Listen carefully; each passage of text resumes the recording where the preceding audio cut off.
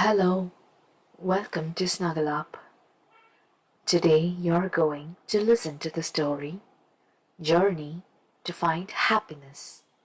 But before listening to the story, relax yourself.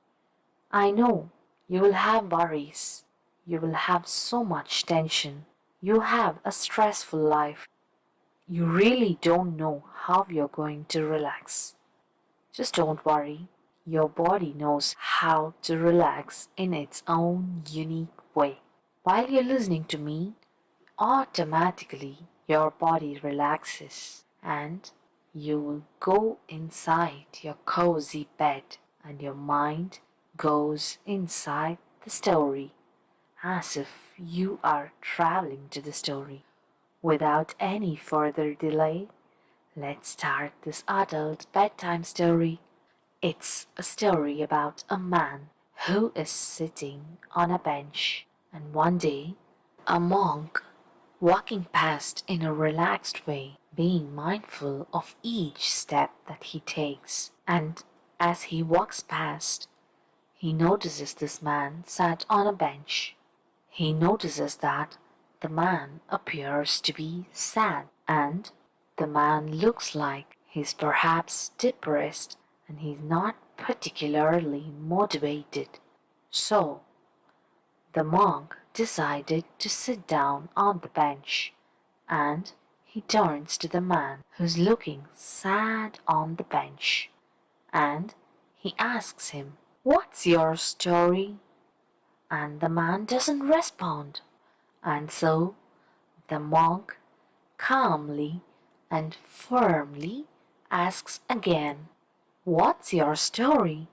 And the way the monk asked helps the man just squirt out of the world that he was in his mind. He shakes his head slightly as he brings himself round and he turns towards the monk. He sees the monk sat there and he starts to tell his story.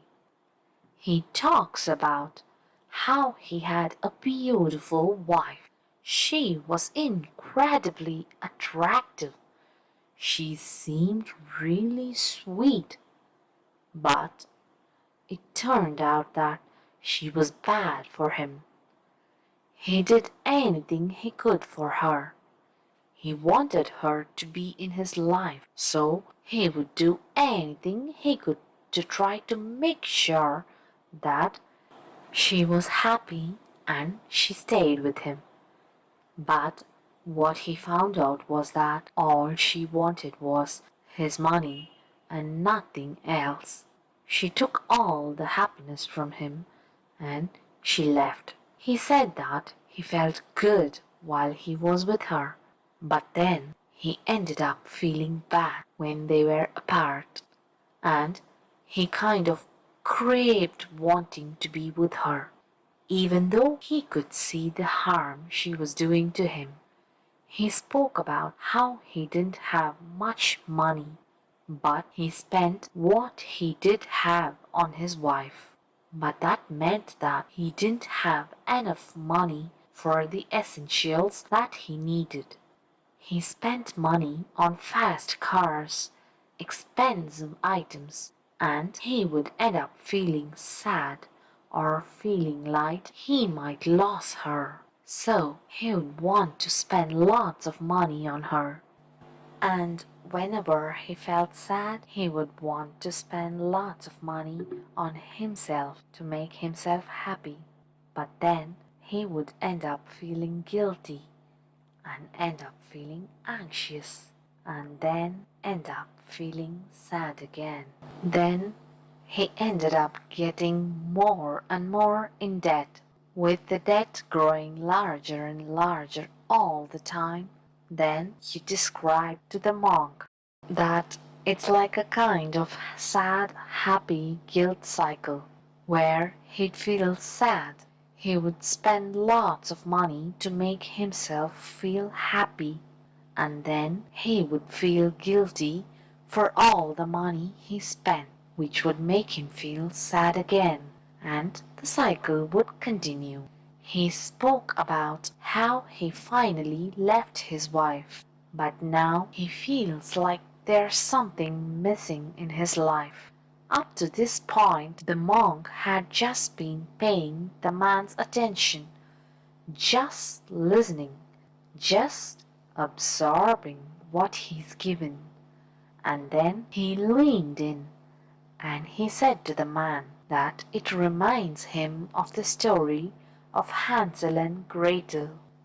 He reminds him of the story of the two of them finding a house made of sweets, and then they eat the sweets and they kind of know that something is wrong about the house. But they like the sweets, so they eat the sweets. They munch their way through the walls and they eat the sweets.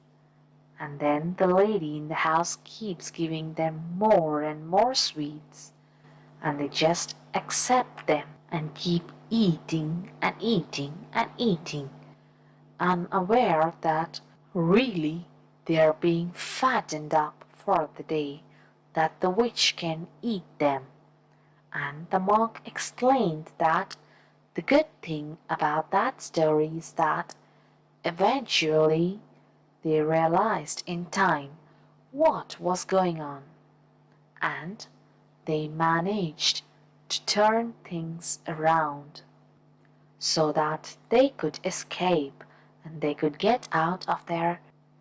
The monk explained that he could help the man to feel better. He could help the man to find a new path, to find a new way of feeling that whole. He suggested that they go back to the man's house to take a look at the house so that he can share how he can help. And so the man and the monk walked down the road back to the man's house. And when they arrived at the man's house, the monk commented on the amount of junk that was in the house, all the stuff that the man had been buying over the years. And the man commented that he finds it overwhelming. He looks at the task of having to clear the house, having to sell things, tidy up, and all the different things he has to do. And he feels he's got too much on his plate. He is aware that he needs less on his. He needs to start somewhere small. He shared how he is uncomfortable with all the clutter and that too much clutter gives him a bad feeling in his stomach and he just can't relax. So the monk says that he'll start to help with the clutter and that as the clutter clears, so the mind will clear also. And as the mind clears, so the man will begin to see the things clearer and see where he can do and make different decisions and find a new path. And together they make a list of essential things which should be in the house, a list of essential things he needs to do, a list of those things he needs to clear out, and the things he needs to do to keep the house clear of junk in the future, so that he doesn't slip back into his old patterns, so that he takes on new patterns, new ways of being, and just follows these new patterns. And after the house is clear, the monk and the man walk around the house at the clear kitchen, clear living room, clear dining room, gazing out the window over the beautiful garden, clear and organized bedrooms. All the rooms are organized, and the monk tells the man he'll teach him some helpful lessons for the future. So he asked the man to go to the beach with him, and the man complained. He said how he's no longer got a car. He said, "How? I no longer have a car." And so he can't go to the beach with the monk. The beach is only a few miles down the road, so the monk suggests that they walk. And the man complained again. He complained that it's too much effort, it's too far to walk to the beach. And anyhow, he felt the walk to the beach would be so boring. He's someone who prefers to jump in a car and be somewhere as quickly as possible. And the monk firmly insists. He has got a way of kindly insisting things that encourages people to feel comfortable doing things that are for their own benefit. And the man and the monk walked to the beach. As they walked to the beach, the man notices the feeling of the breeze on his skin of his cheeks. As they walk, he notices the sound of rustling leaves in the trees.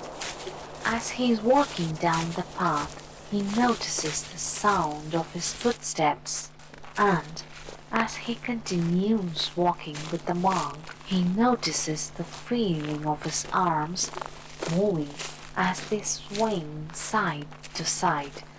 He notices the feeling of the ground beneath each footstep. He sees birds flying and perching in trees and landing and taking off of the path in front of him. He sees butterflies, insects, beetles. He sees so much he normally misses by speeding along in his car.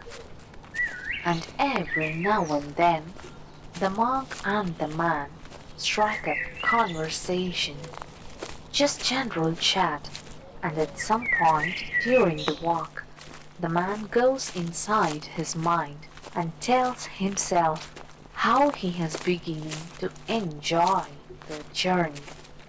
He would always thought that the journey was the inconvenient part, that when you're going somewhere, the important part is where you're going. He would never consider that you can enjoy your journey to the destination. He always thought you had to make the journey as quick as possible because it's just a journey. Now he is beginning to realize that the journey doesn't have to be quick. The journey can be as long as the journey is. The important thing is enjoying the journey as much as you would enjoy the destination, and that sometimes plans change and you don't reach the destination you aimed for. But if you have enjoyed the journey, wherever you end up is okay. And the man gave a little smile, and with this the monk looked over and said, "It looks like you enjoy walking after all." And the man smiled some more and began to pick up the pace, because the man really was enjoying the journey now. He really was enjoying walking. He never thought he would enjoy walking, but now he's aware he'll probably walk far more often in the future. And as they arrive at the beach, so the path changes to stones, and they walk on the stones, and the sound changes of each footsteps as they walk along the stones. And the man is aware of the sound of the sea, aware of looking out to the horizon of other sounds around of the sun, in the sky of the temperature, and they find somewhere to comfortably sit down on the beach. And the monk talked about how you choose your friends wisely, about how some people can be a problem and difficult to deal with, and you don't want them to be on your plate. You don't want to have to deal with them, whereas others make you feel good. Others make you happy, and in doing so, they boost your health and your well-being. And they are the ones to spend time with those that make you healthy and feel good. And the monk says to the man while he sat on the beach to take a moment to close your eyes. And with your eyes closed in a moment, I'm going to reach over and lift up your hand. And when I do, your hand is going to begin to get lighter and lighter and raise up more and more comfortably. And then the monk continued talking about something else, and the man was feeling a bit uncomfortable with the uncertainty of not knowing when that hand will lift. He was trying to hear the monk, he could hear the sea. He was trying to hear the monk, he could hear the sea. He could feel the breeze. And as he sat there, waiting and waiting, and what he began to notice was that as that man sat there waiting, as time ticked by, and the monk wasn't reaching over, lifting that arm, he began to shift inside himself. He began to shift from anticipation and uncertainty and uncomfortableness, waiting to know what's happening, to finding himself wonder in his mind and wonder, and finding himself becoming more comfortable and relaxed. And he noticed how he was relaxing deeper and deeper with each out-breath, and that as he was relaxing deeper and deeper with each out-breath, so each out-breath was stretching slightly longer. Then he began to notice that this is how to relax yourself. And while the man was beginning to relax deeper and deeper, he mentioned that his brain constantly seemed to be on the go. It constantly seemed to be chattering and being drawn to things that upset him, drawn to things that he worried about, the future, the past. He would tell himself that he was bored. He would say lots of negative things to himself.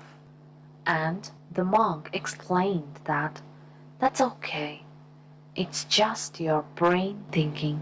So all you have to do is just say to yourself, my brain is having a thought again. And any time a thought that you don't want is there, just think to yourself, oh, my brain is thinking again. Oh, my brain is thinking again. Oh, my brain is thinking again. Because in reality, that is the only truth. There, in that moment, because all it is a thought inside your mind. And so, the man gave this some thought, and he embedded this idea deep into his mind to instinctively and unconsciously just think, oh, My brain is thinking again. Not to attach to it or let it have any feeling or effect on him, but just to acknowledge it for exactly what it is. It is just the brain saying something it isn't real life. It is just the brain saying something. So there is no need for him to get emotional about that thinking. It is just the brain thinking, nothing more, nothing less. All he has to do is observe it, just as you can observe clouds floating by in the sky. You can observe sticks floating by on a stream. You don't have to try to grab every cloud or try to grab every stick or give a judgment about the cloud or the stick. You can just watch indifferently, just letting it pass by. And while the man continued to sit quietly, the monk asked him to begin to observe your surroundings. Begin to enjoy being in the moment. Enjoy the inner journey. And so the man began with his eyes closed to pay attention to the water of the sea, and the sounds of the water made to pay attention to sounds around him, to the sound of the wind, to the feelings of the breeze, the ground beneath him, and he paid attention to his surroundings, and he allowed himself to enjoy the moment, and almost like drifting comfortably asleep, he drifted into an inner journey of discovery, personal growth and development, and finally he found himself in a forest, and everywhere he looked, everything looked the same, and he thought to himself, I now know where the saying, can't see the wood for the trees come from, because being in the middle of the forest, he couldn't see anything, he couldn't make out anything. It is all just looked the same. Most of the sounds echoed around the forest, and he couldn't work out what direction they came from. Then he walked through the forest, found his way through the forest. He figured out how to find his path, and he had to cut his path through to make it easier to walk. And he knew that by cutting his path through, it would be easier to follow that path back. And after some time of cutting through, he found a shack deep in the forest. And in the shack, he found a chair. And in that chair, he relaxed. And while he relaxed deeply in that chair, he drifted off into the most profound, deep, relaxing sleep. And in this deep, relaxing sleep, he began to have different thoughts spontaneously come up in his mind. Different images like dreams coming up in his mind. And he experienced many dreams in his sleep. And while he experienced many dreams in his sleep, he found healthy alternatives to old habits, new and healthy ways of living life. And these new and healthy ways of living life embedded themselves in the neurology part of who he is, and he gained insight about himself. He learned lessons how to relax, how to control urges, how to look at the larger picture rather than just deciding if something looks sweet, it's going to be good. Instead, knowing that sometimes there's more to something than what you see on the surface. And then, as you comfortably drift deeper and deeper asleep, the man began to wake up and found himself in that shack and walked back along the path he had cut. And on his journey back, he cut it a little wider, knowing that every time he visits this place and every time you listen to this, that the path will be easier and easier to follow because it's cut wider and wider, and he knew he had found some answers to help him to become the person he wants to be. And he found his way back and opened his eyes on the beach and noticed his arm was in the air, just floating in the air. And he slowly lowered his arm to his lap and then opened his eyes again. Then he felt this was the first time he truly opened his eyes. That the world he was living in before, the way he was living before, his eyes truly weren't open. And now his eyes are open. And he began to enjoy that feeling of knowing changes have taken place in your mind and body. Then he sat for a while, talking to the monk, gaining lots of helpful information, all you need to know before he went back home for the night, settled down in bed and comfortably and relaxed, drift off to sleep. What about you, my buddies? Sink deeper and deeper into your bed. Relax yourself and have a good night's sleep. Good night. Sleep tight.